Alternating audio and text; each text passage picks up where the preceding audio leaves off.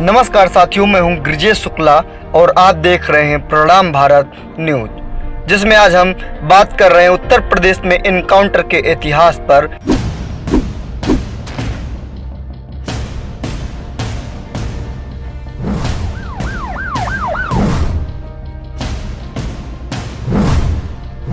लेकिन इससे पहले हम चर्चा शुरू करें, आप हमारे प्रणाम भारत न्यूज को सब्सक्राइब कर लें और बेल आइकन को जरूर दबाएं, जिसमें यूपी एनकाउंटर पर आने वाली प्रत्येक वीडियो की नोटिफिकेशन आपको मिलती रहे। उत्तर प्रदेश में एनकाउंटर का इतिहास बहुत पुराना है। बात उस समय की है जब वीपी सिंह उत्तर प्रदेश के मुख्यमंत्री थे और उन्होंने धरती पुत्र मुलायम सिंह के एनकाउंटर का आदेश दे दिया था।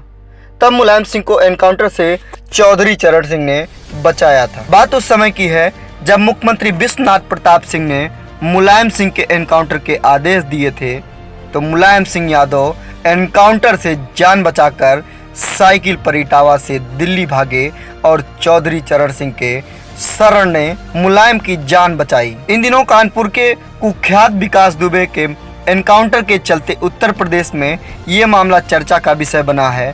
वरिष्ठ पत्रकार डीपी पांडे लिखते हैं कि उत्तर प्रदेश में एनकाउंटर का इतिहास कोई नया नहीं है। बहुत कम लोग जानते हैं कि जब विश्वनाथ प्रताप सिंह उत्तर प्रदेश के मुख्यमंत्री थे, तब मुलायम सिंह यादव के एनकाउंटर का निर्देश उत्तर प्रदेश पुलिस को दे दिया गया था। इटावा जिले की पुलिस के मार्फत मुलायम सिंह यादव को यह खबर लीक हो गई थी। मुलायम सिंह यादव ने इटावा छोड़ने में एक सेकंड नहीं लगाया, एक साइकिल उठाई और दिल्ली की ओर चल दिए। हम आपको बता दें कि मुलायम सिंह यादव उस समय विधायक थे। 1977 में राम नरेश यादव और फिर बनारसी दास की सरकार में कैबिनेट मंत्री रह चुके थे। लेकिन विश्वनाथ प्रताप सिंह उन दिनों बतौर मुख्यमंत्री उत्तर प्रदेश दस्यु उन्मूलन अभियान में लगे थे। विश्वनाथ प्रताप सिंह के पास पुष्ट सूचना थी कि मुलायम सिंह यादव के दस्यु गिरोहों से न सिर्फ सक्रिय संबंध थे, बल्कि डकैती और हत्या में भी वह संलग्न थे। फूलन देवी सहित तमाम डकैतों को मुलायम सिंह न सिर्फ संरक्षण देते थे, बल्कि उनसे हिस्सा लेते थे। ऐसा विश्वनाथ प्रताप सिंह का मानना था। उस समय तो नहीं, लेकिन कुछ समय बाद दिल्ली के इंडियन एक्सप्रेस में पहले पेज पर 3 कॉलम की एक खबर छपी, जिसमें मुलायम सिंह यादव की हिस्ट्री शीट नंबर सहित उनके खिलाफ हत्या डकैती के 32 मामलों की डिटेल भी दी गई थी। इंडियन एक्सप्रेस की यह खबर लखनऊ हेडलाइन से एसके त्रिपाठी की बाईलाइन के साथ छपी थी। जाहिर है कि एसके त्रिपाठी इटावा के मूल निवासी थे और लखनऊ में रहते थे। वे इंडियन एक्सप्रेस में स्पेशल पांडेट थे। उनको बेहद ईमानदार और बेहद शार्प रिपोर्टर के रूप में जाना जाता था। वे न कभी किसी के दबाव में झुकते और न किसी से कभी डरते थे। अपने काम से काम रखने वाले निडर पत्रकार थे। कम बोलते थे लेकिन सार्थक बोलते थे। बताते हैं कि फॉलो अप स्टोरी में उनका कोई जवाब नहीं था। कई बार वह लखनऊ से खबर लिखते थे, पर दिल्ली में मंत्रियों का इस्तीफा हो जाता था। चारा घोटाला तो बहुत बाद में बिहार में लालू प्रसाद यादव ने किया और जब जेल भुगत रहे हैं। हम आपको बता दें कि इसके पहले केंद्र में चारा मशीन घोटाला हुआ था। लखनऊ से उसकी खबर का एक फॉलो अप एसके त्रिपाठी ने इंडियन एक्सप्रेस में लिखा तो तत्कालीन कृषि मंत्री बलराम जाखड़ को इस्तीफा देना पड़ गया था। तो मुलायम सिंह यादव की हिस्ट्री शीट और हत्या डकैती के 32 मामलों की खबर जब इंडियन एक्सप्रेस में एसके त्रिपाठी ने लिखी तो हंगामा हो गया। चौधरी चरण सिंह मुलायम सिंह यादव से बहुत नाराज हो गए। इन दिनों कांग्रेस में निर्वासन काट रहे हरिकेश प्रताप बहादुर सिंह भी तब लोक दल में ही थे और मुलायम के आपराधिक इतिहास को लेकर बहुत हल्ला मचाते रहे थे। यह 1984 की बात है। उन दिनों मुलायम उत्तर प्रदेश लोक दल में महामंत्री भी थे। उनके साथ सत्यप्रकाश मालवीय भी महामंत्री थे। मुलायम सिंह चौधरी चरण सिंह का इतना आदर करते थे कि उनके सामने कुर्सी पर नहीं बैठते थे। चौधरी चरण सिंह के साथ चाहे वह तुगलक रोड पर उनका घर हो या बिंडसर पैलेस पर लोकदल का कार्यालय, मैंने जब भी मुलायम को उनके साथ देखा वह उनके पैरों के पास नीचे ही बैठते थे। जाने यह सिर्फ श्रद्धा ही थी या चौधरी चरण सिंह द्वारा जान बचाने की कृतज्ञता भी थी। बहरहाल मुलायम सिंह यादव का एनकाउंटर में मारने का निर्देश विश्वनाथ प्रताप सिंह ने 1981-1982 में दिया था। मुलायम सिंह यादव ने जो इटावा पुलिस ने अपने सूत्र से यह सूचना पाई कि उनके एनकाउंटर की तैयारी है तो उन्होंने इटावा छोड़ने में 1 सेकंड की भी देरी नहीं की। भागने के लिए कार, जीप, मोटरसाइकिल का सहारा नहीं लिया, बल्कि एक साइकिल उठाई और गांव-गांव, खेत-खेत होते हुए किसी न किसी गांव में रात बिताते हुए चुपचाप दिल्ली पहुंचे। चौधरी चरण सिंह के घर 12 तुगलक रोड पहुंच गए। चौधरी चरण सिंह के पैर पकड़ लेट गए, कहा कि मुझे बचा लीजिए, मेरी जान बचा लीजिए। बीपी सिंह ने मेरा एनकाउंटर करवाने के लिए आदेश दिया है। इधर उत्तर प्रदेश पुलिस मुलायम सिंह को रेलवे स्टेशन, बस स्टेशन और सड़कों पर तलाशती और खोजती रही थी। खेत और मेड़ के रास्ते एक गांव से दूसरे गांव होते हुए मुलायम इटावा से भाग सकते हैं, ये किसी ने सोचा ही नहीं था। लेकिन अपने लिए मुलायम ने सोचा था इससे सेफ पैसेज कोई हो ही नहीं सकता था। अब जब मुलायम सिंह यादव चौधरी चरण सिंह की शरण में थे तो चौधरी चरण सिंह ने पहला काम यह किया कि मुलायम सिंह यादव को अपनी पार्टी के उत्तर प्रदेश विधानमंडल दल का नेता घोषित कर दिया। विधानमंडल दल का नेता घोषित होते ही मुलायम सिंह यादव को जो उत्तर प्रदेश पुलिस एनकाउंटर के लिए खोज रही थी वही पुलिस उनकी सुरक्षा में लग गई। तो भी मुलायम सिंह यादव उत्तर प्रदेश में अपने को सुरक्षित नहीं पा रहे थे। मारे डर के दिल्ली में चौधरी चरण सिंह के घर में रहे। जब कभी उत्तर प्रदेश विधानसभा का सत्र होता तभी वह अपने सुरक्षा कर्मियों के साथ महज हाजिरी देने और विश्वनाथ प्रताप सिंह को लगभग चिढ़ाने के लिए विधानसभा में उपस्थित होते और लखनऊ से इटावा नहीं दिल्ली ही वापस जाते थे।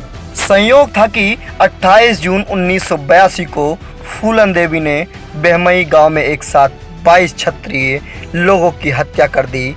10वीं उन्मूलन अभियान में जोर शोर से लगे विश्वनाथ प्रताप सिंह को इस्तीफा देना पड़ा। विश्वनाथ प्रताप सिंह की सरकार गई तो मुलायम सिंह यादव की जान में जान आई और उन्होंने चैन की सांस ली। लेकिन मुलायम और विश्वनाथ प्रताप सिंह की आपसी दुश्मनी कभी खत्म नहीं हुई। हालांकि बाद में मुलायम ने विश्वनाथ प्रताप सिंह के दैया ट्रस्ट मामले को बड़े जोर शोर से उठाया था। तब के वित्त मंत्री रहे विश्वनाथ प्रताप सिंह बैकफुट पर आ गए थे। आपको यह वीडियो पसंद आई हो तो लाइक, शेयर और कमेंट जरूर करें। धन्यवाद।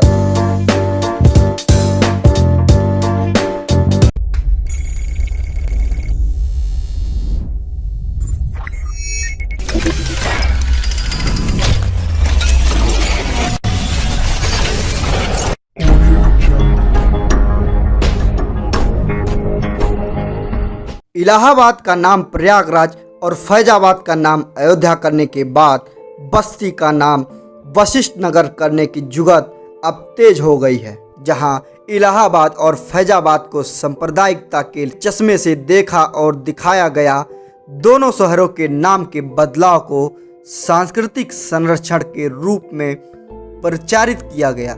लेकिन यह सभी तर्क बस्ती पहुंचते ही दम तोड़ने लगते हैं, क्योंकि बस्ती नाम तो न किसी गुलामी का प्रतीक है और न ही किसी संप्रदाय विशेष की आस्था का प्रतीक, बल्कि बस्ती की जनता के विश्वास का प्रतीक है, जिसके मूल में आपसी भाईचारा यह बताता है कि यहाँ कोई भी आकर बस सकता है।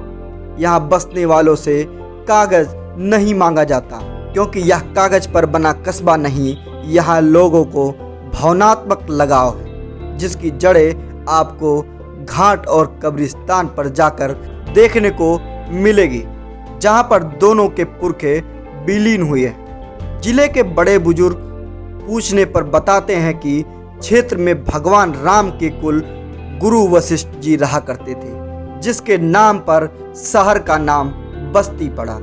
और इसी जिले से एक ऐसा व्यक्ति सांसद है जो ना तो गुंडा है, ना भूमाफिया, ना ठेकेदार और ना ऐसा ही रहा कि उसे राजनीतिक विरासत में मिली थी। उसके राष्ट्र प्रेम, समाज सेवा की लगन और उसकी सादगी और उच्च विचार ने उसे बस्ती का सांसद बना दिया। नमस्कार दोस्तों, मैं हूं गिरिजेश शुक्ला और आप देख रहे हैं प्रणाम भारत न्यूज़, जिसमें हम आज प्रणाम भारत न्यूज़ के स्पेशल प्रोग्राम राजनीतिक हस्ती में जिला बस्ती और वहां के लोकप्रिय सांसद हरीश द्विवेदी की चर्चा कर रहे हैं। लेकिन इससे पहले अगर आप हमारे चैनल को सब्सक्राइब नहीं किया है तो प्लीज़ आप लोग सब्सक्राइब कर लें, जिससे हमारी आने वाली हर वीडियो की नोटिफिकेशन आपको मिलती रहे।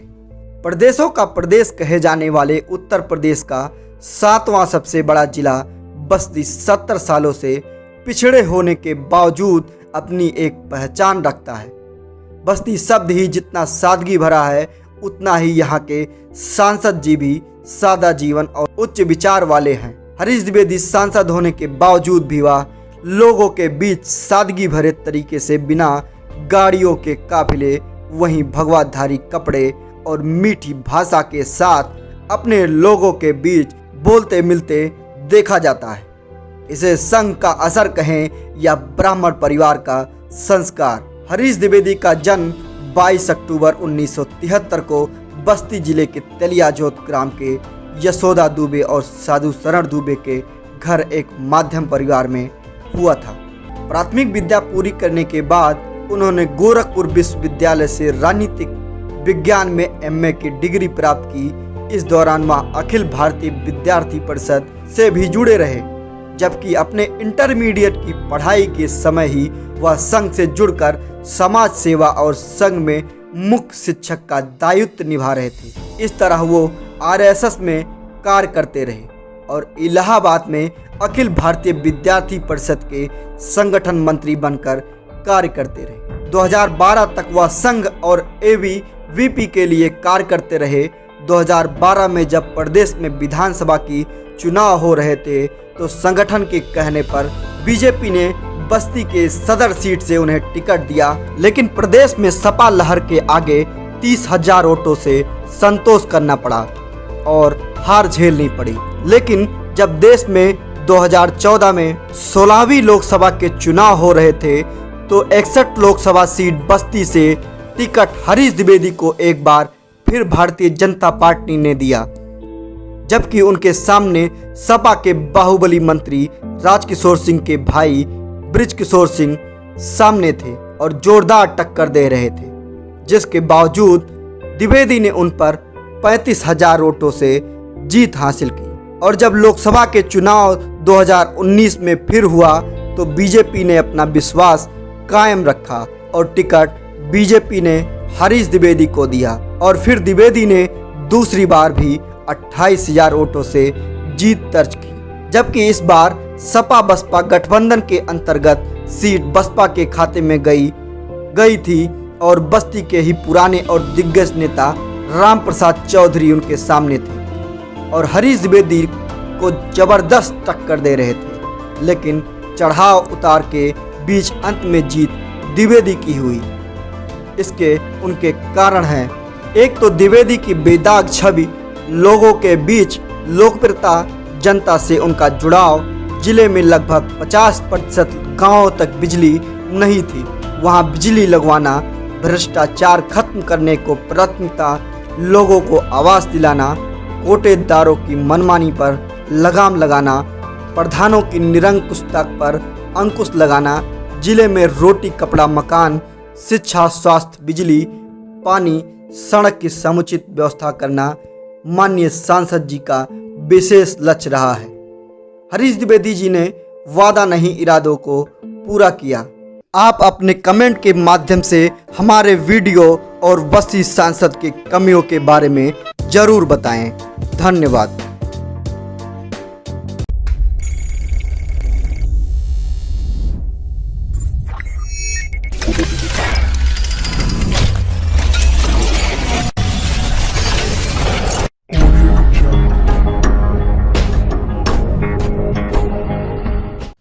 नमस्कार दोस्तों, मैं हूं दिवाकर पाठक और आप देख रहे हैं प्रणाम भारत न्यूज।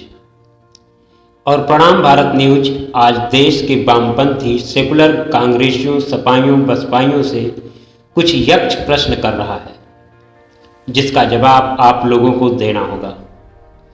प्रश्न 1, भारत में गरीबी कब शुरू हुई? वामपंथी कांग्रेस, सपाई, बसपाई का उत्तर 26 मई 2014 से। तो क्या इससे पहले गरीब महंगी कारों में घूम रहे थे और ठंडी कॉफी पी रहे थे? प्रश्न नंबर 2, कुटिल मीडिया और कुछ धार्मिक संस्थानों का भारतीय लोकतंत्र में कब भरोसा टूटा? वामपंथी, कांग्रेसी, सपाई, बसपाई और मुस्लिम का उत्तर 26 मई 2014 को। प्रश्न नंबर 3, अंबानी और अदानी कब अमीर बन गए? वामपंथी, सपाई, मुस्लिम और बसपाई के उत्तर 26 मई 2014 को। तो क्या ये लोग इससे पहले मुंबई की सड़कों पर भीख मांग रहे थे? प्रश्न नंबर 4, पेट्रोल और डीजल की कीमतों में वृद्धि कब हुई? कांग्रेसी, सपाई, मुस्लिम, वामपंथी का उत्तर 26 मई 2014 को। तो क्या उस दिन तक प्रति लीटर 14 रुपए में पेट्रोल बेचा जाता था? प्रश्न नंबर 5, कश्मीर मुद्दे कब शुरू हुए? वामपंथी, कांग्रेसी, मुस्लिम, सपाई, बसपाई का उत्तर 26 मई 2014 से। तो क्या उसके पहले सभी आतंकवादी शांति के दूत थे? वह घाटी में बच्चों को चॉकलेट बांटते थे और वहां की स्त्रियों को अपनी मां बहन मानते थे। प्रश्न नंबर 6, चीन और पाकिस्तान के साथ भारत के मुद्दे कब शुरू हुए?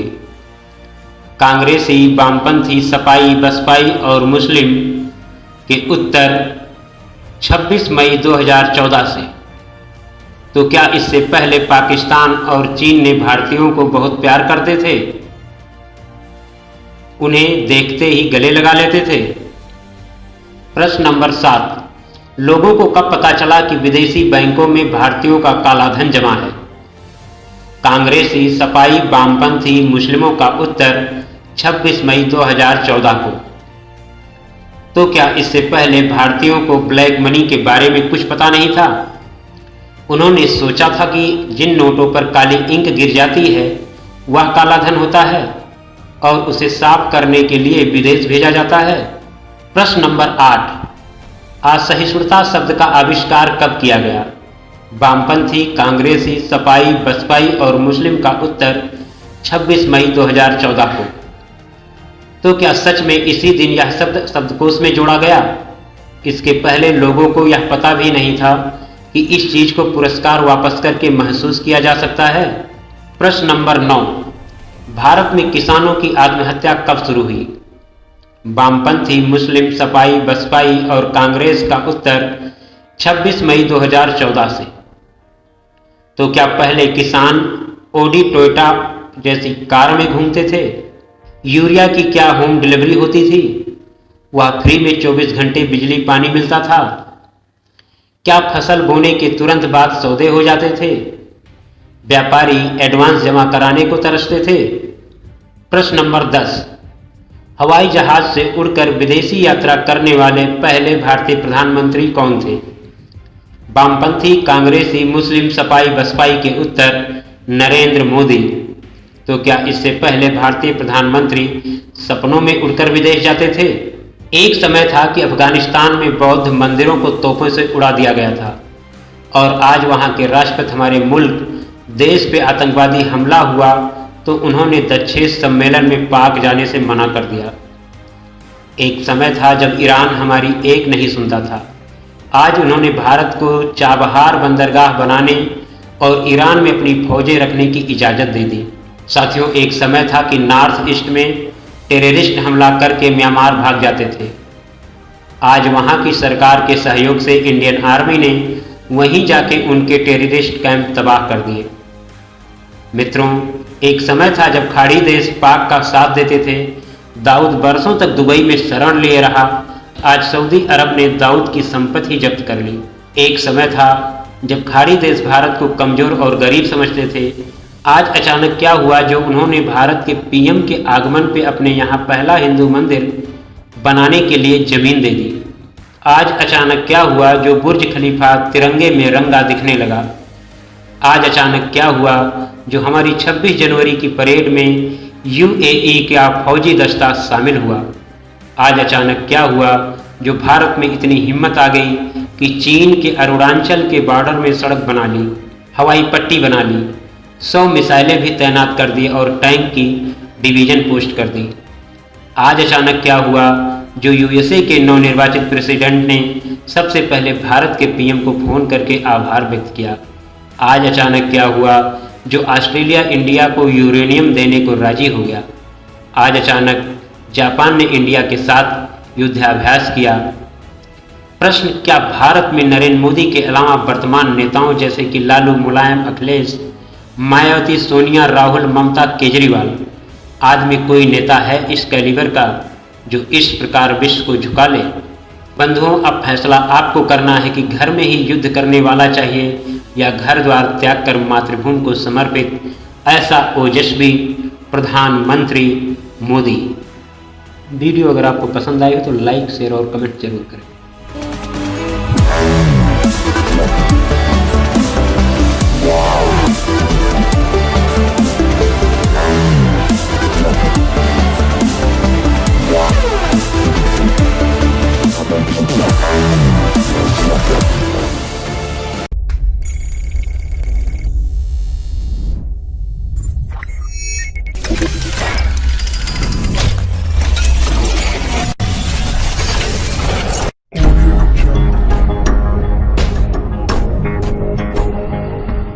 नमस्कार दर्शकों, मैं हूं दिवाकर पाठक और आप देख रहे हैं प्रणाम भारत न्यूज। और आज हम अपने इस वीडियो में बात कर रहे हैं भारतीय ब्राह्मणों की। जी हां, आखिर क्यों इनको सभी जातियों द्वारा निशाना बनाया जा रहा है? क्या बिगाड़ा है इन्होंने आप सबका? इन्होंने तो सिर्फ समाज को दिया है, समाज की भलाई के लिए कार्य किया है, समाज से कुछ लिया नहीं। अगर मांगा होगा तो भिक्षा, वो उतनी ही जितने से उनका 2 टाइम का पेट भर जाए। इन्होंने जितनी लड़ाई लड़ी अपने हिंदू गरीब शोषित लोगों के लिए लड़ी, हमेशा देश की भलाई के लिए दिन रात लगे रहे, लेकिन फिर भी लोग इनको कोसते रहते हैं। शायद उनको ब्राह्मण के बारे में सही जानकारी नहीं है, जिस पर मैं अपने इस वीडियो के माध्यम से ब्राह्मणों की सच्चाई बताने की कोशिश कर रहा हूं। लेकिन इससे पहले कि हम वीडियो को शुरू करें, आप हमारे चैनल को सब्सक्राइब कर लें और बेल आइकन को जरूर दबाएं, जिससे हमारी प्रत्येक वीडियो की नोटिफिकेशन आपको मिलती रहे। ब्राह्मणों को कोसने वालों, इतिहास को ठीक से पढ़ लो। त्रेता युग में क्षत्रियों का शासन था, महाभारत काल में यादवों क्षत्रियों का शासन था, उसके बाद दलित, मौर्य और बौद्धों का राज था, उसके बाद 600 साल मुसलमान बादशाह अरबी लुटेरों का राज था, फिर 300 साल अंग्रेज राज था। पिछले 67 वर्षों से अंबेडकर का संविधान राज का चला रहा है, लेकिन फिर भी सब पर अत्याचार ब्राह्मणों द्वारा किया गया। आश्चर्यजनक, मूर्खता की कोई सीमा नहीं। ब्राह्मणों को गाली देना, कोसना, उन्हें कर्मकांडी, पाखंडी, लालची, भ्रष्ट, ढोंगी जैसे विशेषणों के द्वारा अपमानित करना आजकल ट्रेंड में है। कुछ लोग ब्राह्मणों को सबक सिखाना चाहते हैं, कुछ उन्हें मंदिरों से बाहर कर देना चाहते हैं। यहाँ तक कि कुछ कथित रूप से पिछड़े लोगों को लगता है कि ब्राह्मणों की वजह से ही वो पिछड़े रह गए। दलितों की अपनी दलीलें हैं। कभी कभी अन्य जातियों के लोगों के स्त्री मुख से भी इस तरह की बातें सुनने को मिल जाती हैं। आमतौर से साथियों, लोगों के बीच ये धारणा बनाई जा रही है कि ब्राह्मणों की वजह से समाज पिछड़ा रह गया, लोग अशिक्षित रह गए, समाज जातियों में बढ़ गया, देश में अंधविश्वासों को बढ़ावा मिला। आज ऐसे सभी माननीयों को हृदय से धन्यवाद देते हुए मैं दिवाकर पाठक आपसे प्रश्न कर रहा हूं, इस वैधानिक चेतावनी के साथ कि मैं किसी प्रकार की जातीय श्रेष्ठता में विश्वास नहीं रखता, लेकिन आप लोगों को भान हो वो कौटिल्य जिसने संपूर्ण मगध साम्राज्य को संकटों से मुक्ति दिलाई, देश में जनहितैषी सरकार की स्थापना कराई, भारत की सीमाओं को ईरान तक पहुंचा दिया और कालजयी ग्रंथ अर्थशास्त्र की रचना की, जिसे आज पूरी दुनिया पढ़ रही है। वो कौटिल्य ब्राह्मण थे। आदि शंकराचार्य जिन्होंने संपूर्ण हिंदू समाज को एकता के सूत्र में बांधने के प्रयास किए, इन्होंने 8वीं सदी में पूरे देश का भ्रमण किया, विभिन्न विचारधाराओं वाले तत्कालीन विद्वानों मनीषियों से शास्त्रार्थ कर उन्हें हराया, देश के चारों कोनों में 4 मठों की स्थापना कर हर हिंदू के लिए 4 धाम की यात्रा का विधान किया, जिससे आप इस देश को समझ सकें। वो शंकराचार्य ब्राह्मण थे। कर्नाटक के जिन लिंगायतों को कांग्रेसी हिंदुओं से अलग करना चाहते हैं, उनके गुरु और लिंगायत के संस्थापक वसव भी ब्राह्मण थे। भारत में सामाजिक वैचारिक उत्थान, विभिन्न जातियों की समानता, छुआछूत भेदभाव के खिलाफ समाज को एक करने वाले भक्ति आंदोलन के प्रमुख संत रामानंद, जो केवल कबीर के ही नहीं बल्कि संत रैदास के भी गुरु थे, वो भी ब्राह्मण थे। आज दिल्ली में जिस भव्य अक्षरधाम मंदिर के दर्शन करके दलितों समेत सभी जातियों के लोग खुद को धन्य मानते हैं, उस मंदिर की स्थापना करने वाला स्वामी नारायण संप्रदाय है, जिसके जनक घनश्याम पांडे भी ब्राह्मण थे। वक्त के अलग अलग कालखंड में हिंदू समाज में व्याप्त हो चुकी बुराइयों को दूर करने के लिए आर्य समाज व ब्रह्म समाज के रूप में जो 2 बड़े आंदोलन देश में खड़े हुए, इन दोनों के ही जनक क्रमशः स्वामी दयानंद सरस्वती व राजा राम मोहन राय, जिन्होंने हमें सती प्रथा से मुक्ति दिलाई, ये सब दोनों ब्राह्मण थे। भारत में विधवा विवाह की शुरुआत कराने वाले ईश्वर चंद्र विद्यासागर भी ब्राह्मण ही थे। इन सभी संतों ने जात पात, छुआछूत भेदभाव के खिलाफ समाज को जागरूक करने में अपना जीवन खपा दिया, लेकिन समाज नहीं सुधरा। भगवान श्री राम की महिमा को रामचरितमानस के जरिए घर घर में पहुंचाने वाले तुलसीदास और भगवान श्री कृष्ण की भक्ति की लहर पैदा करने वाले वल्लभाचार्य भी ब्राह्मण थे। ये भी याद रखिए, मंदिरों में ब्राह्मणों का वर्चस्व था, जैसा कि आप लोग कहते हैं। फिर भी भारत में भगवान परशुराम के मंदिर सामान्यतः नहीं मिलते। यह है ब्राह्मणों की भावना। विदेशी आधिपत्य के खिलाफ सबसे पहले विद्रोह का बिगुल बजाने वालों में सन्यासियों में से अधिकांश लोग ब्राह्मण थे। अंग्रेजों की तोपों के सामने सीना तानने वाले मंगल पांडे, रानी लक्ष्मीबाई, अंग्रेज अफसरों के लिए दहशत का पर्याय बन चुके चंद्रशेखर आजाद, फांसी के फंदे पर झूलने वाले राजगुरु, ये सभी ब्राह्मण थे। वंदे मातरम जैसी कालजयी रचना से पूरे देश में देशभक्ति का ज्वार पैदा करने वाले बंकिम चंद्र चटर्जी, जनगण मन के रचयिता रविन्द्रनाथ टैगोर ब्राह्मण थे। देश के पहले IAS, तत्कालीन ICS सत्येंद्रनाथ टैगोर भी ब्राह्मण थे। स्वतंत्रता आंदोलन के नायक गोपाल कृष्ण गोखले गांधी जी के गुरु थे, वो भी ब्राह्मण ही थे। बाल गंगाधर तिलक, राजगोपालाचारी ब्राह्मण थे। भारत के सबसे लोकप्रिय प्रधानमंत्रियों में अटल बिहारी वाजपेयी भी ब्राह्मण ही थे। नेहरू सरकार से त्यागपत्र देने वाले पहले मंत्री जिन्होंने पद की बजाय जनहित के लिए संघर्ष का रास्ता चुना और कश्मीर के सवाल पर अपने प्राणों की आहुति दे दी, वो डॉक्टर श्यामा प्रसाद मुखर्जी भी ब्राह्मण ही थे। बीजेपी के सबसे बड़े सिद्धांतकार पंडित दीनदयाल उपाध्याय हिंदू समाज की एकता, जात विहीन समाज की स्थापना और सांस्कृतिक गौरव की पुनर्स्थापना के लिए खड़ा हुआ दुनिया का सबसे बड़ा स्वयंसेवी संगठन राष्ट्रीय स्वयंसेवक संघ की नींव एक गरीब ब्राह्मण परिवार से ताल्लुक रखने वाले पूज्य डॉक्टर हेडगेवार जी ने डाली थी, जो कि ब्राह्मण ही थे। उन्होंने अपने खून का कतरा कतरा हिंदुओं को ताकत देने और उन्हें एक सूत्र में पिरोने में खपा दिया, केवल ब्राह्मणों की चिंता नहीं की। संघ के दूसरे सरसंघ चालक डॉक्टर गोलवलकर, जिन्होंने संपूर्ण हिंदू समाज को ताकत देने के लिए सारा जीवन समर्पित कर दिया, वो भी ब्राह्मण थे। यही नहीं, देश में पहली कम्युनिस्ट सरकार केरल में बनाने वाले नंबूदिरीपाद समेत मार्क्सवादी आंदोलन के कई प्रमुख रणनीतिकार ब्राह्मण ही थे। समकालीन नेताओं की बात करें तो तमिलनाडु में जयललिता ब्राह्मण थीं। मायावती, जिन्होंने तिलक तराजू और तलवार, इनको मारो जूते चार जैसे अपमानजनक नारा बार बार लगवाया, उन पर जब लखनऊ के गेस्ट हाउस में सपा के गुंडों ने जानलेवा हमला किया, उन्हें मारा पीटा, उनके कपड़े फाड़े और शायद उनकी हत्या करने वाले थे। उस समय जान पर खेलकर उन गुंडों से लड़ने वाले और मायावती को सुरक्षित वहां से निकालने वाले स्वर्गीय ब्रह्मदत्त द्विवेदी भी ब्राह्मण थे। जिस लता मंगेशकर की आवाज़ को ये देश सम्मोहित होकर सुनता रहा और जिस सचिन तेंदुलकर के हर साट पर प्रत्येक जात का युवा ताली बजाकर खुश होता रहा, ये दोनों ब्राह्मण ही हैं।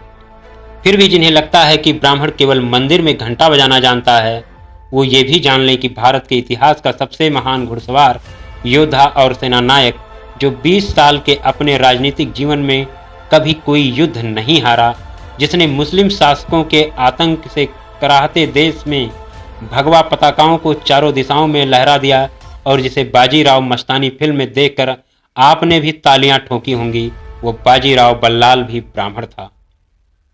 ब्राह्मणों को कोसने वाले भाइयों बहनों, इतिहास को ठीक से पढ़ लो। सभी ब्राह्मण बंधुओं से निवेदन करता हूं कि अपने पूर्वजों का इतिहास बच्चों को जरूर बताएं और वीडियो अगर पसंद आई है तो ज़्यादा से ज़्यादा शेयर और लाइक और कमेंट करें। आपका आशीर्वाद का आकांक्षी दिवाकर पाठक। अगले वीडियो में फिर मिलेंगे, तब तक के लिए नमस्कार।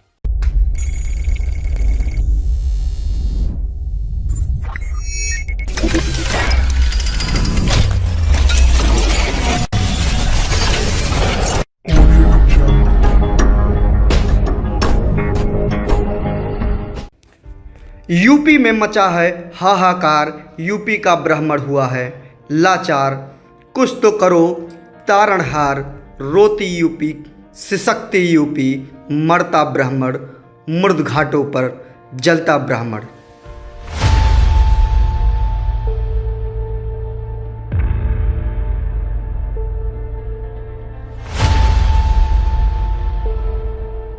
जेल के अंदर ब्राह्मण, आखिर क्या हो गया है यूपी को?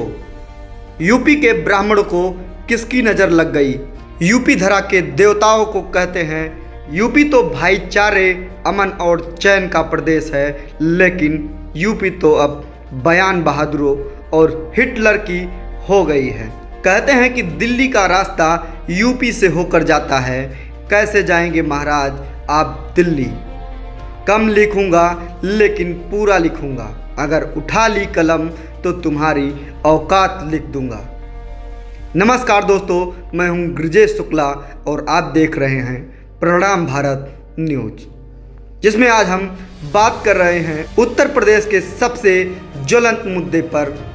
जी हाँ, उत्तर प्रदेश में आए दिन ब्राह्मणों की हत्या हो रही है। जितनी भी हत्याएं हो रही हैं उनमें से लगभग 80% ब्राह्मणों की हो रही है। उत्तर प्रदेश में लगातार महिषासुर की हत्याएं पर हत्याएं हो रही हैं, जिनको योगी और योगी सरकार द्वारा लगातार इनकाउंटर किया जा रहा है। प्रदेश में योगी और योगी सरकार का खौफ इस कदर बढ़ गया है कि अब तो कोई ब्राह्मण अपने नाम के आगे पंडित और पीछे दूबे, तिवारी, पांडे आदि बताने और लिखने में डर रहा है। आलम यह है कि पंडितों को पंडितों से ही ठुकवाया जा रहा है। इतिहास गवाह है, उत्तर प्रदेश में जब जब इस तरह की सोच वाले उत्तर प्रदेश के मुख्यमंत्री बने हैं, सबसे ज़्यादा ब्राह्मणों को ही क्षति हुई है। चाहे वह विश्वनाथ प्रताप सिंह की सरकार रही हो या लोध समाज से आने वाले कल्याण सिंह, या फिर एक सामंतवादी विचारधारा वाले एक वर्ग के सबसे बड़े मसीहा बनने की ख्वाहिश रखने वाले योगी आदित्यनाथ हों। देश में जब जनसंघ का गठन हुआ तो यह कहा गया कि यह तो ब्राह्मणों की और दरिद्र नारायणों की पार्टी है, और जब जनसंघ टूटकर भाजपा बनी तो कहा गया कि भाजपा सवर्णों की पार्टी है। लेकिन जब अटल बिहारी वाजपेयी प्रधानमंत्री बने तो फिर एक बार बीजेपी पर आरोप लगा कि बीजेपी पंडितों की पार्टी है। जब 2004 में लोकसभा के चुनाव हुए तो बीजेपी की नैया डूब गई और 10 साल बीजेपी और बीजेपी के ठेकेदारों पर पूर्ण ग्रहण लगा रहा। लेकिन जब 10 साल बाद नरेंद्र मोदी के नेतृत्व में 2014 में बीजेपी की लहर बनी और बीजेपी पर जनता मत रूपी ग्रहण लगने के कारण जो अंधेरा हुआ था, धर्म बचाओ देश बचाओ राष्ट्रवाद के इंजेक्शन से उस पर ग्रहण रूपी अंधेरे को हटाने में पूर्ण रूप से कामयाब रही। मोदी बीजेपी की धर्म राष्ट्रवाद की विचारधारा कार्यकर्ताओं के लिए रामबाण साबित हुई और इस तरह केंद्र में बीजेपी की सरकार बन गई। और जब उत्तर प्रदेश में 2017 में विधानसभा के चुनाव हुए तो यूपी में भी बीजेपी की सरकार बनी, क्योंकि यहाँ भी चुनाव हिंदू मुस्लिम धर्म और राष्ट्रवाद का चोला पहनाकर हुआ और बीजेपी ये साबित करने में कामयाब रही कि हमसे बढ़कर कोई राष्ट्रवादी धर्म रक्षक नहीं है। उत्तर प्रदेश में हिंदू मुस्लिम चुनाव होने के कई कारण थे। सबसे पहला कारण अयोध्या विवाद, दूसरा काशी का हिंदू मुस्लिम मंदिर विवाद और तीसरा मथुरा का हिंदू मुस्लिम मंदिर विवाद। सपा सरकार की गलत नीतियाँ, आजम खान के बड़े बोल और गौ हत्या को मुद्दा बनाया गया। ये सभी मुद्दे बीजेपी को टानिक का काम किए और इन मुद्दों पर सवार होकर बहुमत के अपार सफलता को प्राप्त करते हुए बीजेपी ने सत्ता काबिज कर ली। अब बात थी कि यूपी का मुख्यमंत्री कौन बने। इधर बात यूपी का मुख्यमंत्री तलाशने की हो रही थी कि तब तक केंद्र में भी दो गुट बन गए, एक आडवाणी दूसरा मोदी। चूँकि मोदी सत्ता में थे इसलिए ज़्यादा प्रभावी रहे। सबसे बड़े जनसंख्या वाले प्रदेश उत्तर प्रदेश में अपने आदमी को मुख्यमंत्री की कुर्सी पर बैठाना चाहते थे, क्योंकि देश में राष्ट्रपति का चुनाव सर पर था। अब आपको थोड़ा पीछे ले चलते हैं। जब देश में 2014 का लोकसभा चुनाव होना था तो बीजेपी और उसके कोर कमेटी और बड़े नेताओं की एक बैठक हुई और देश पर राज करने और आपस में खींचतान ना हो, बीजेपी ने अपने बड़े नेताओं के बीच एक समझौता किया था कि 2014 के लोकसभा का चुनाव नरेंद्र मोदी को प्रधानमंत्री का चेहरा घोषित कर लड़ा जाए, जिससे आडवाणी ग्रुप सहमत नहीं था और वो आडवाणी के चेहरे को पीएम घोषित कर 2014 को लोकसभा चुनाव लड़ना चाहते थे। बस यही एक समझौता हुआ जिसे कहा जाता है कि सांप भी मर जाए और लाठी भी न टूटे। और यह तय हुआ कि 2014 का चुनाव नरेंद्र मोदी के नेतृत्व और पीएम चेहरे पर लड़ा जाए और अगर देश में बीजेपी की सरकार बनती है तो देश के प्रधानमंत्री मोदी बनेंगे और देश के सबसे सर्वोच्च पद पर आडवाणी जी को बिठाया जाएगा, अर्थात आडवाणी को देश का राष्ट्रपति बनाकर सम्मानजनक विदाई की जाएगी। लेकिन मोदी सत्ता में आते ही आडवाणी ग्रुप को बायकॉट करने लगे और आडवाणी पक्ष के लोगों को मोदी शाह जोड़ी तोड़ने में सफल रही। लेकिन उत्तर प्रदेश में मुख्यमंत्री अपनी मर्जी वाले मनोज सिन्हा को मोदी शाह मुख्यमंत्री नहीं बना पाए, क्योंकि आडवाणी ग्रुप की सिफारिश पर संघ ने हस्तक्षेप कर दिया और योगी को आडवाणी ग्रुप और संघ की कृपा से मुख्यमंत्री बनाया गया। कारण सिर्फ और सिर्फ आडवाणी का राष्ट्रपति बनने की महत्वाकांक्षा कि जब हमारी वोट की संख्या ज़्यादा होगी तो मोदी को मजबूरन राष्ट्रपति पद के लिए आडवाणी को नामित करना पड़ेगा। लेकिन जैसा कि मोदी शाह की कुंडली में शत्रु समनकारी योग है, जो टकराएगा वह चूर चूर हो जाएगा। और हुआ भी ऐसा ही। मोदी के वर्चस्व के आगे राष्ट्रपति चुनाव में संघ ने भी हाथ पीछे खींच लिया और मोदी शाह राम गोविंद को जातीय समीकरण साधने के साथ साथ आडवाणी जोशी ग्रुप को मात देने में सफल रहे। और जैसा कहा जाता है कि शिखर फूटा बिल्ली के भाग से, और इस तरह उत्तर प्रदेश में इन दोनों के झगड़ों का फायदा योगी को मिला और योगी को सांसारिक मोह माया को छोड़कर मठ चला रहे थे, उसे अचानक भौतिक सुखों की याद आई और यूपी के राजा बनकर राजपाट कैसे किया जाता है उसके आनंद लेने लगे। मठ चलाने वाला सरकार चलाने लगा। योगी को सोई हुई आत्मा जो कि संन्यास धारण कर चुकी थी उसे हवा मिली और सोती हुई आत्मा जग गई। बाबा भौतिक सुखों के बीच जात पात अपना पराया ऊंच नीच से ग्रसित हो गए।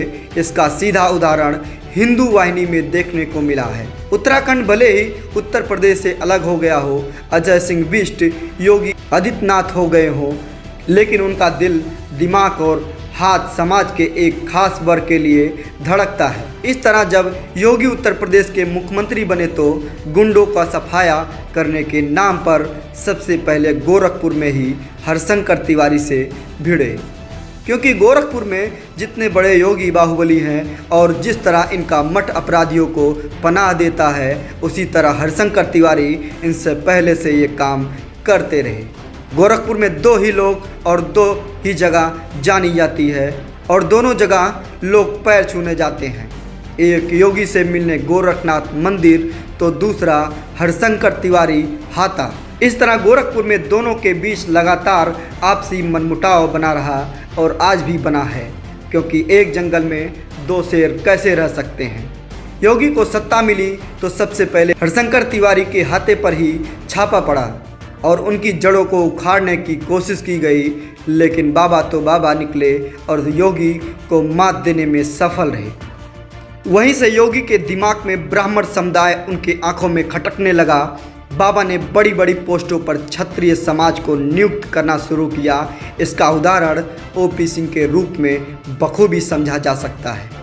जब महाराज ने अपने मन के ओपी सिंह को नियम और कानून को ताक पर रखकर डीजीपी बनाया था, जबकि उनसे सीनियर और काबिल अधिकारी रहे और रिटायर हो गए। अब बात करते हैं कि बाबा किस तरह प्रदेश में गुंडों के सफाई के नाम पर अपने व्यक्तिगत प्रतिशोध में ब्राह्मणों का एनकाउंटर करवाने में लगे हैं। और बाबा अपने प्रतिशोध की आग में इस कदर जल रहे हैं कि महाराज जी ने अपने को न्यायालय मान बैठे और न्यायालय के अस्तित्व को नकारा मान बैठे हैं। No FIR, no arrest, no सुनवाई, सीधा एनकाउंटर। बाबा ने ठोकने का काम कानपुर के विकास दुबे से शुरू कराया, राजेश पांडे और विजय मिश्रा को जेल में डाल दिया। जितने भी ब्राह्मण के नाम 2-4 मुकदमे हैं, बाबा ने हर जिले में एनकाउंटर की लिस्ट जारी कर दिया। बाबा ने विकास दुबे को अरेस्ट नहीं करवाया, सीधे एनकाउंटर के आदेश दे दिया। बाबा की सरकार ने उसे विश्वास में लेकर मनगढ़ंत कहानी बनाकर मर्डर कर दिया। इनकाउंटर नहीं, उसकी हत्या की गई। आज तक किसी मानवाधिकार संगठन ने आवाज़ नहीं उठाई। वही 8 पुलिस वालों की नृशंस हत्या के बाद समाज के किसी भी वर्ग, समुदाय, संगठन द्वारा उनके आत्म शांति के लिए कैंडल जलाकर चौराहे पर या शहीद चौक पर दिए नहीं जलाए। किसी ने उनके प्रति संवेदना नहीं दिखाई। सोचनीय है, आखिर क्यों यही हमारे सैनिक शहीद हुए होते तो लोग सड़कों पर निकलकर उनके आत्म शांति के लिए हजारों दीपक जलाते, देश के कोने कोने में कैंडल मार्च निकाला जाता, लेकिन पुलिस वालों के लिए क्यों नहीं सड़कों पर निकले? क्योंकि पुलिस सरकारी गुंडा है और पुलिस को, खासकर यूपी पुलिस को, अपने इस दाग को मिटाना चाहिए कि हम सरकार के नौकर हैं, जनता के भी नौकर और रक्षक हैं। उन्हें अपने अंदर नैतिकता जगानी पड़ेगी और उन्हें साबित करना पड़ेगा कि हम आपके परिवार के हैं। योगी अब भदोही के विधायक विजय मिश्रा के पीछे पड़े हैं। उन पर अब मुकदमों पर मुकदमा डालते जा रहे हैं, क्योंकि श्याम नारायण सिंह के विरोधी विजय मिश्रा जनबली बन चुके हैं। लेकिन महाराज जी सीधे श्याम नारायण सिंह की मदद कर रहे हैं और जनबली को बाहुबली साबित करना चाह रहे हैं। प्रणाम भारत आपसे पूछता है महाराज, प्रदेश में जब से आपकी सरकार आई है सबसे ज़्यादा ब्राह्मणों की हत्या क्यों हो रही है?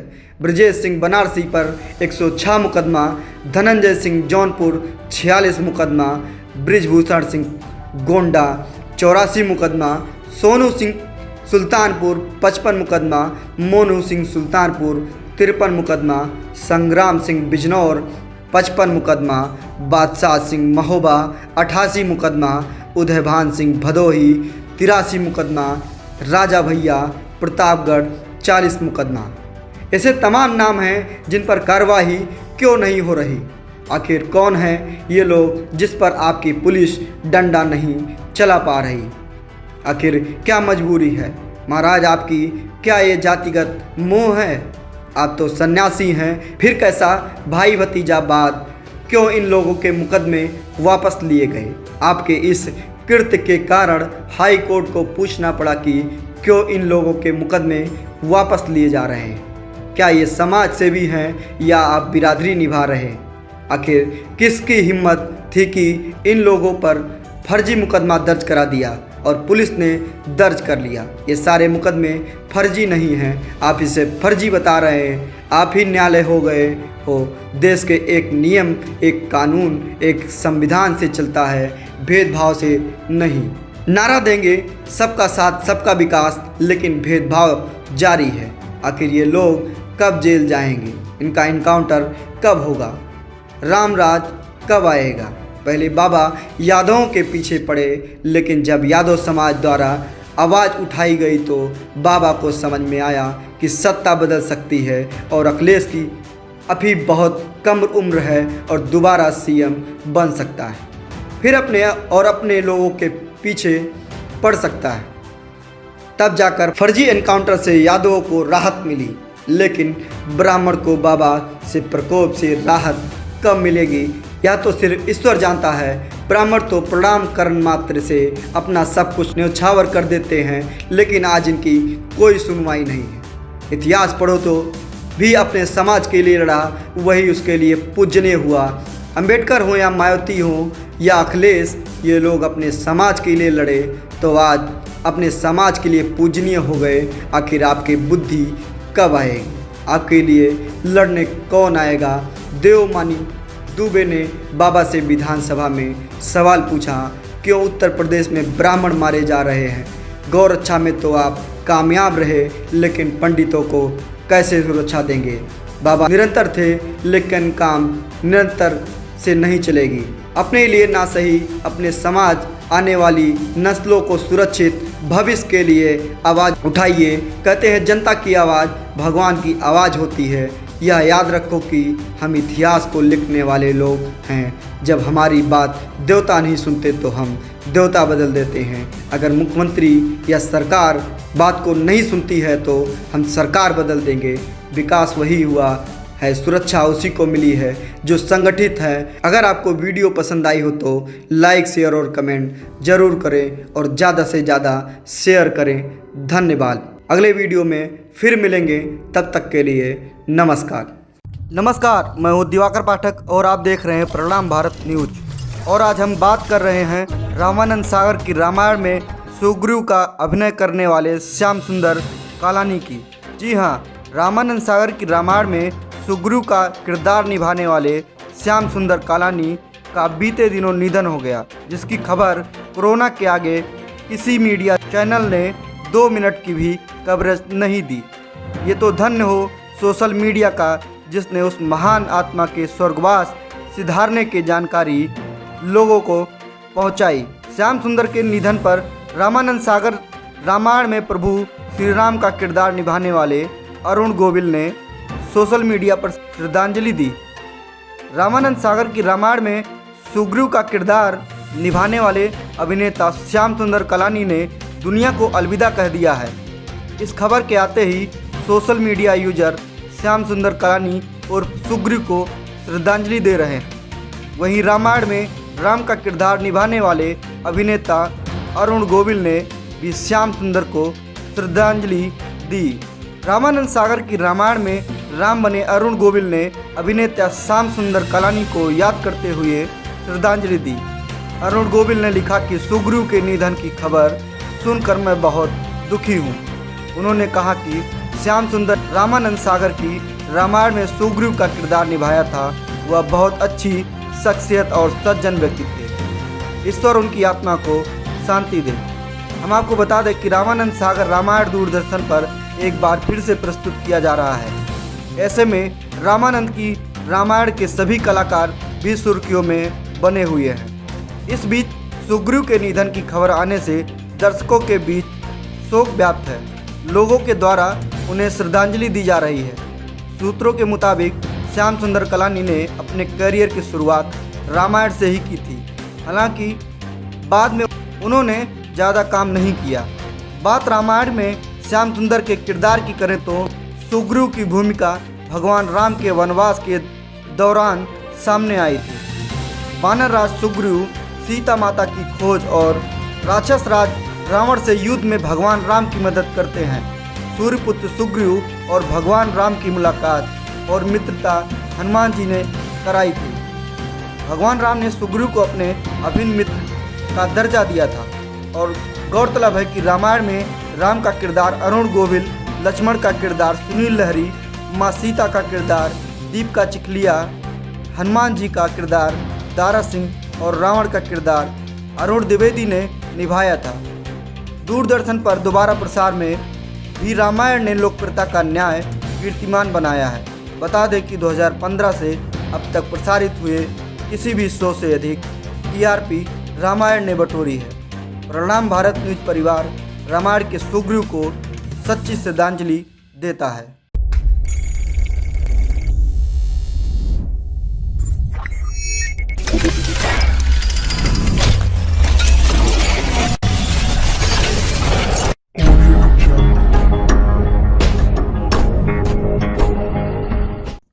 गरीबों का मसीहा कहे जाने वाले भारतीय राजनीति के स्मार्ट युवा चेहरा और दृढ़ संकल्प धारण करने वाले भारतीय जनता पार्टी के वर्तमान सांसद, जिन्होंने सपाइयों के गढ़ माने जाने वाले और अखिलेश यादव की पत्नी डिंपल यादव को यह बता दिया कि राजनीति किसी की बपौती नहीं है। जो असली गरीबों का हितैषी, राष्ट्रभक्त और जनता के बीच रहकर राजनीति नहीं जनता की सेवा करेगा, वही इत्र की नगरी कहे जाने वाले कन्नौज का सांसद बनकर कन्नौज की धरती पर राज करेगा। नमस्कार दोस्तों, मैं हूं गिरिजेश शुक्ला और आप देख रहे हैं प्रणाम भारत न्यूज, जिसमें आज हम आप लोगों के पसंदीदा कार्यक्रम राजनीतिक हस्ती में उस व्यक्ति की बात कर रहे हैं जिसे लगातार हार तो मिलती रही, लेकिन उसने हार नहीं मानी और प्रत्येक हार के साथ नए उत्साह के साथ जीत की कोशिश करता रहा और उसकी जिद ने उसे विजेता बना दिया। जी हाँ, हम बात कर रहे हैं उत्तर प्रदेश में इत्र की नगरी, जिसे कभी महोदया के नाम से जाना जाता था, कन्नौज, और वहां के बीजेपी सांसद सुब्रत पाठक की। जैसा कि कहा जाता है कि जिसका दृढ़ता के साथ व्रत करना निश्चय हो, उसे सफलता जरूर मिलती है। विरासत में इत्र का व्यवसाय मिले सुब्रत पाठक ने देश की संसद भवन में अपनी सीट पक्की कर महोदया का प्रतिनिधित्व कर रहे हैं। कन्नौज जिले के पटखान मोहल्ले में रहने वाले सुब्रत पाठक का जन्म 30 जून 1969 को ओम प्रकाश पाठक के घर हुआ था। व्यवसायी घर में पैदा हुए पाठक शुरू से ही बड़ी महत्वाकांक्षा रखते थे। पढ़ाई में कुछ खास रुचि न होने के कारण पिता ने इनको स्नातक पूरा करने के साथ ही अपनी इत्र की व्यवसाय की जिम्मेदारी सौंप दी। विरासत में मिले इत्र की व्यवसाय को सुब्रत ने और ऊंचाई दी और इत्र के व्यवसाय के लिए पिता ओम प्रकाश पाठक और सुब्रत पाठक का नाम पूरे कन्नौज में इत्र की खुशबू की तरह महकने लगा। लेकिन सुब्रत पाठक की महत्वाकांक्षा इतनी बड़ी थी, उन्हें सिर्फ कन्नौज महोदया के ही लोग जाने उन्हें पसंद नहीं था। जैसा कि उनके साथी बताते हैं कि सुब्रत कॉलेज के दिनों से युवा कार्यकर्ता के तौर पर बीजेपी की राजनीति करने लगे थे और उसी राजनीति के सहारे सांसद बनकर देश की सेवा, जनता की सेवा कर पूरे देश में अपना नाम करना चाहते थे।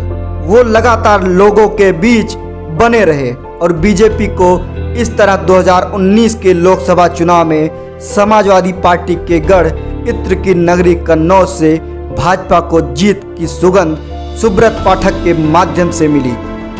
इत्र कारोबारी घराने से ताल्लुक रखने वाले पाठक छात्र जीवन से ही भाजपा से जुड़कर खुद को स्थापित किया और अब जनता के समर्थन से संसद सदस्य बन गए हैं।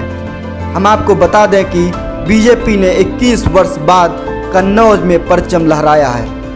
2019 के लोकसभा चुनाव में उन्होंने सपा अध्यक्ष अखिलेश यादव की पत्नी डिंपल यादव को 12,553 वोट से मात दिए। इस तरह SM कॉलेज में पढ़ाई के दौरान छात्र राजनीति के सियासत की शुरुआत करने वाले सुब्रत पाठक अपने तीसरे चुनाव में सांसद बन कामयाबी हासिल की।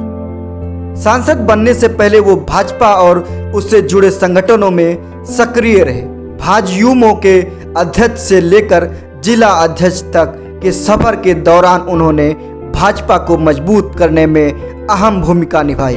कन्नौज में भगवा परचम लहराने का उनके संघर्ष का ही नतीजा था कि 2 चुनाव में शिकस्त के बाद भी पार्टी ने उनके ऊपर भरोसा बनाए रखा। लोकसभा चुनाव 2019 के दौरान मोदी लहर ऐसी चली कि विरोधी चारों खाने चित्त हो गए। सुब्रत पाठक को 50% वोट मिला, वहीं मुलायम सिंह की बहू डिम्पल यादव को 48% वोट मिले। यहाँ पाठक को 5,63,008 वोट मिले और डिम्पल यादव को 5,48,000 वोट मिले। 2014 वाले लोकसभा चुनाव में सुब्रत पाठक दूसरे नंबर पर रहे थे। डिम्पल यादव ने उन्हें 19,000 वोटों से हराया था। इससे पहले 2009 में वो अखिलेश यादव के मुकाबले 1.5 लाख वोट पाकर तीसरे स्थान पर रहे थे। सुब्रत पाठक को मोदी और अमित शाह का खास माना जाता है। सुब्रत पाठक अपने लोगों के लिए अधिकारियों से लड़ जाते हैं। कन्नौज के सारे अधिकारी उनके काम करने और कराने के तरीके से घबराते हैं। उनका कहना है कि जनता सर्वोपरि है, जब हमारी जनता सुखी होगी तभी देश सुखी होगा। हम जनता के सेवक हैं। अगर आप लोगों को यह वीडियो पसंद आया हो तो लाइक, शेयर, कमेंट और सब्सक्राइब करना ना भूलें। धन्यवाद।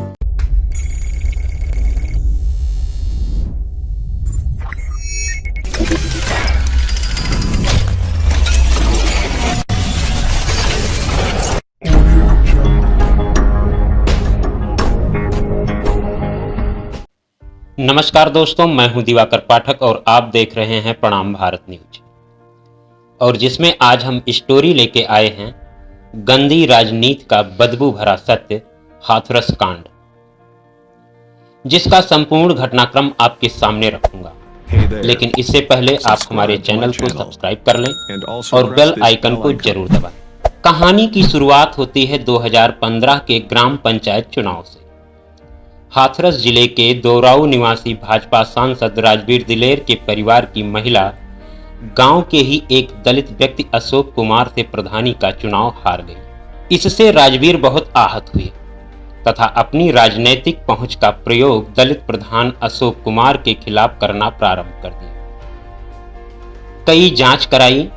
मामला तब गंभीर हो गया जब 19 सितंबर 2019 में राजवीर के इशारे पर एसडीएम गभाना ने अशोक कुमार के घर को पंचायत की जमीन पर बना दिखाकर जेसीबी से गिरा दिया। अशोक कुमार पूरे परिवार के साथ भूख हड़ताल पर बैठ गए। मामला मानवाधिकार आयोग तक गया। बाद में योगी सरकार ने एसडीएम, तहसीलदार सबका ट्रांसफर कर दिया तथा निर्देश दिया कि अब कोई भी प्रशासनिक अधिकारी राजवीर दिलेर का गलत कार्य में सहयोग नहीं करेगा। इस घटना के कुछ समय पश्चात सांसद राजवीर दिलेर ने उनके लोकसभा क्षेत्र के ही एक थानेदार, जो कि कुर्मी बिरादरी से आते हैं, नाम है डीके वर्मा, को एक मामले में हस्तक्षेप करने को कहते हैं। थानेदार ने उनकी सहायता करने से साफ मना कर दिया। उन्होंने थानेदार की शिकायत सीओ रामसबद यादव से करी। सीओ ने भी थानेदार का ही पक्ष लिया।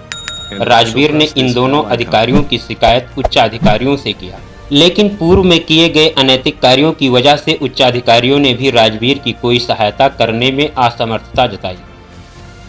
उसी खुन्नस को निकालने का मौका राजवीर दिलेर को मनीष केस में मिला, क्योंकि यहाँ पर उनको दोनों अधिकारी एक साथ मिल गए। मनीषा का घर जिस थाने में पड़ता है, वहाँ के थानेदार डीके वर्मा और सीओ रामसबद यादव थे। अपनी खुन्नस निकालने के लिए राजवीर ने इस मैटर को सबसे पहले संसद भवन तथा मीडिया में उठाया और योगी सरकार पर ही आरोप लगा दिया। जबकि घटना के बाद मनीषा के भाई ने जो तहरीर दिया था, उसमें रेप तो क्या, छेड़खानी तक का जिक्र नहीं था। घटना के 5 दिन बाद सीओ रामसबद यादव ने पीड़िता का 161 का बयान लिया, जिसमें पहली बार पीड़िता ने छेड़छाड़ का जिक्र किया। तत्काल एफआईआर में धारा 354 बढ़ा लिया गया। आरोपी की गिरफ्तारी भी 20 सितंबर को हो गई। एसआईटी का गठन हो गया। मुकदमा फास्ट ट्रैक कोर्ट में चलेगा। संदीप सिंह को फांसी हो अथवा गोली मार दिया जाए अथवा उसकी गाड़ी पलटा दिया जाए, क्षत्रिय समाज को कोई ऐतराज नहीं है।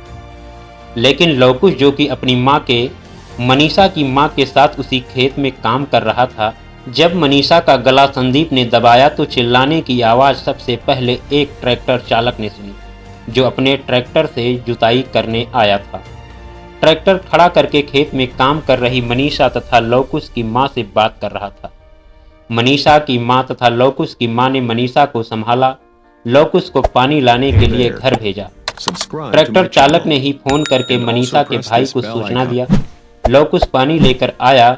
जब मनीषा को थोड़ा पानी पिलाया तब उसे होश आया। उसने पूरी बात अपनी मां को बताया। लवकुश और ट्रैक्टर चालक तथा उन दोनों महिलाओं ने उसे खेत से उठाकर बाहर निकाला, जिसका वीडियो भी ट्रैक्टर चालक ने बनाया था। बाद में उसी लवकुश को आरोपी बना दिया गया।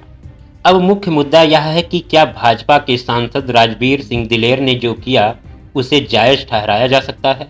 हम आप आज भले ही कितनी गाली सपाई कांग्रेसियों को दें, लेकिन भाजपा सांसद ने जो किया वह किसी भी रूप में क्षम्य नहीं। अब बात करते हैं हाथरस कांड पार्ट 2। ठाकुर बनाम दलित, पड़ोसी बनाम पड़ोसी। सन 2001 संदीप और मनीषा के परिवार के बीच लाठी चली। मामला पुलिस तक गया। दोनों पक्षों के ऊपर मुकदमा हुआ। संदीप के परिवार वालों के ऊपर SC/ST एक्ट के तहत भी मुकदमा दर्ज हुआ। कुछ समय बाद दोनों पक्षों ने एक दूसरे के ऊपर से मुकदमा वापस ले लिया। गांव वालों के मुताबिक 2 लाख रुपए देकर मुकदमा में समझौता हुआ था। पुश्तैनी झगड़ों के बावजूद संदीप और मनीषा की आपस में बनती थी। पिछले माह अगस्त में दोनों की बातचीत करते देख उनके घर वालों ने पकड़ लिया। अकारण बात का बतंगड़ बनाकर संदीप तथा मनीषा की पिटाई उनके घर वालों ने कर दिया। पंचायत बैठी। वर्तमान प्रधान रामकुमार ने दोनों की शादी करने की बात कही, जिससे दोनों पक्ष भड़क गए तथा तिलमिलाए संदीप के पिता और चाचा ने संदीप को वहीं पीटा। घटना के 1 सप्ताह बाद संदीप ने वापस मनीषा के मोबाइल पर कॉल किया, जिसको उसकी भाभी ने उठाया। भाभी ने इसकी सूचना मां और भाभी को दी। दोनों ने मिलकर लड़की की पिटाई करी तथा संदीप के घर जाकर इसकी सूचना दी, जिससे संदीप के घर वालों ने संदीप की जमकर पिटाई करी तथा उसको घर से भगा दिया। इसी बीच मनीषा के भाई ने संदीप की बहन की फोटो गांव के ही एक व्हाट्सएप ग्रुप में शेयर किया तथा कमेंट किया कि ये मेरा माल है, जिससे संदीप वापस गांव आया और मनीषा का गला दबाकर मारने का प्रयास किया। संदीप के घर वाले खुद तंग हो चुके थे संदीप की हरकतों से।